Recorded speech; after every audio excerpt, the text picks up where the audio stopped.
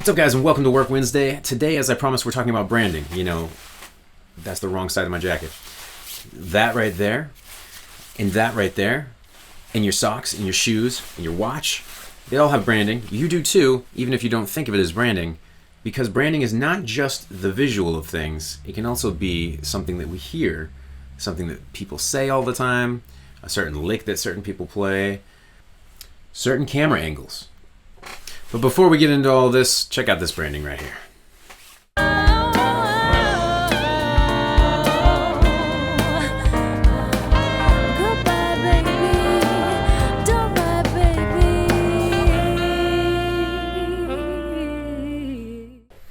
All right, and a quick segue. David Ishizaka was happy that he won the giveaway, although he was a nice enough gentleman to say that he doesn't necessarily need this right now, and if there was a runner-up, that person should get it. So make sure you hit the like button and subscribe, then stick around to the end of the video and see who is the runner-up and the winner. So branding could be something as simple as changing the color for the different day of the week, or matching your mug with your color of the day of the week. And of course, people know branding as logos, but if you think about all the different types of branding, it can be done in things as simple as camera angles. For example, this angle here is an angle that we affectionately call the Thomann angle, because if you go to Thommann's website, and that would be a company in Germany that supplies, they're like a Guitar Center of Germany, you'll notice this angle on their website, and we love that angle. We think it's so different at the shop. So we affectionately called it the Thomann angle, and we use that angle in some of our shots for our pedals. You can't copyright an angle, Thomann, sorry. But we are calling it the Thomann angle to give you credit. But these angles and these logos didn't happen just all of a sudden the first day they opened. These are things that evolved just like they did for us. The Thomann angle was something that we didn't even know about until we got picked up by Thomann. Things will continue to evolve for a company. And so there's 2 points I want to kind of bring together on this video and really drive them home as far as marketing goes. Let me first explain why I kind of know about marketing, because you might look at my channel and be like, the guy's got 280 subscribers, what does he know about marketing? Here's my explanation to that. I also own Copper Sound pedals with the guys at Copper Sound. I also own a very successful band in the city. I also have marketed myself as a guitar player so that it was easy to get gigs and jobs. Not to say that I'm a know-everything guy and when it comes to marketing. Obviously, there are marketing professionals who know more, but these are just some of the concepts that I've noticed that have worked, and they might be useful for you when you're, establishing yourself as that artist, marketing yourself as that artist. So point number 1 is this: consistency. If I keep changing things up on you, like the scarf that I'm wearing, I wasn't recording that whole time. Whoa. Or the jacket that I'm wearing, or the shirt that I was wearing, or the cup that I'm holding.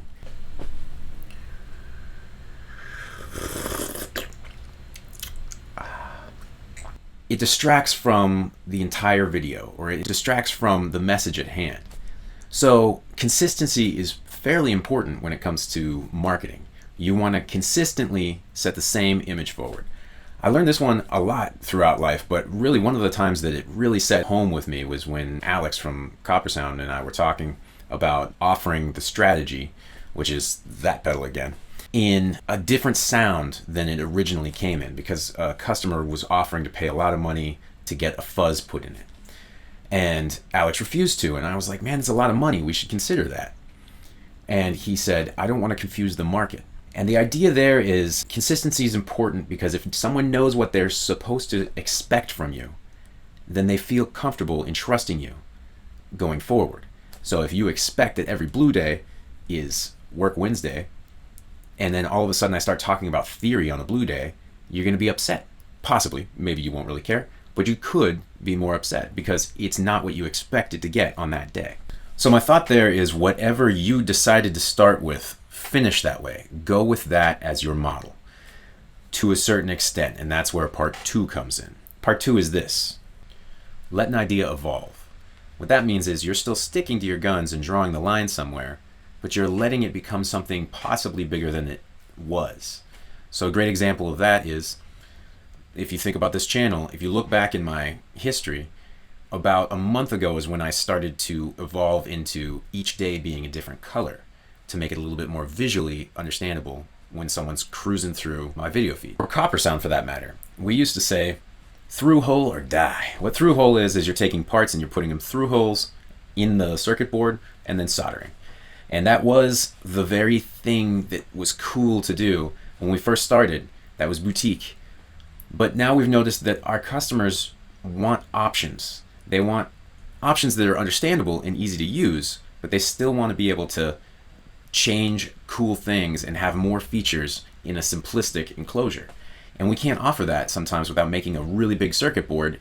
And if we made a really big circuit board, our pedals would be huge. So in order to make them small enough, we might have to go SMD. And we're okay with that now, because that's evolving, not changing who you are, but evolving how you do things.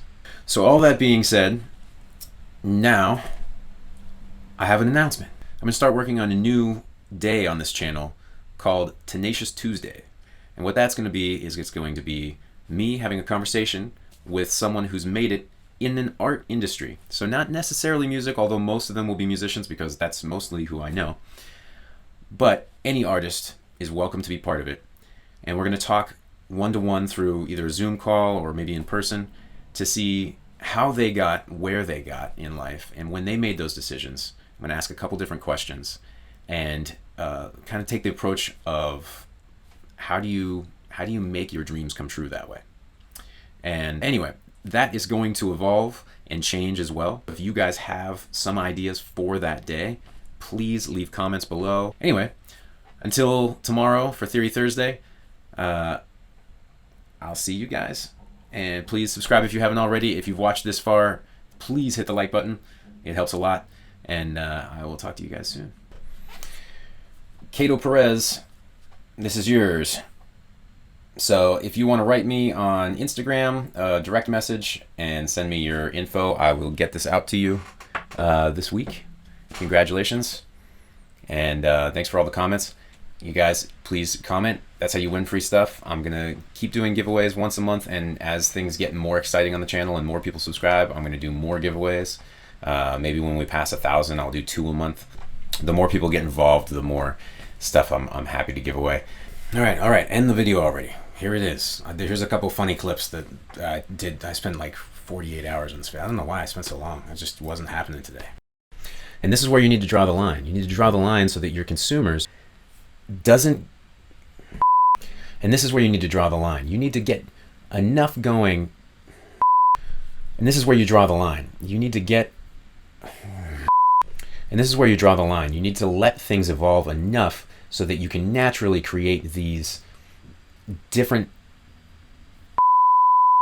So that you can naturally create brands in your life. Brands that. Before I go down that road, like a Dumble Amp and Matchless and it sounds like I'm bragging right now. But you need to stick with a spot that you hard. Somewhere around my modes videos, I started doing red as the writing for Theory 30.